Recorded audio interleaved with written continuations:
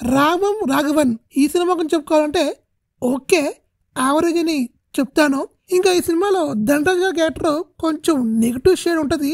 అయితే ఎండింగ్ వచ్చేప్పటికి దీనిక ఇంత బిల్డప్ అని కొంచెం అనిపిస్తుంది.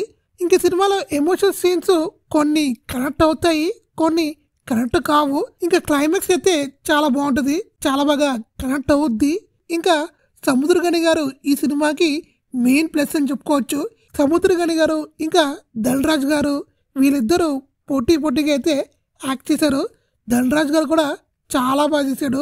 ఒక కమెడియన్ ఇలాంటి సినిమా తీయమంటే ఆషామాషి కాదు, చాలా బాగా తీశాడు. ఎక్కడ క్రింజ్ కామెడీ క్రింజ్ సీన్స్ అనేవి ఈ సినిమాలు లేవు. ఇది మాత్రం నాకు చాలా బాగా నచ్చింది. లవ్ స్టోరీని కూడా చాలా బాగా తీసుకెళ్లారు. ఇంకా సినిమాలో డైలాగ్స్ కూడా చాలా బాగున్నాయి, చాలా బాగా రాసుకున్నారు. స్క్రీన్ ప్లేని ఇంకొంచెం కొత్తగా రాసుకుంటే చాలా బాగుండేది.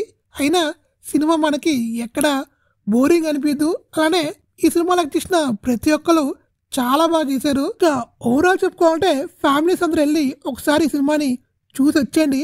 మరీ అంత చెత్త సినిమా అయితే కాదు.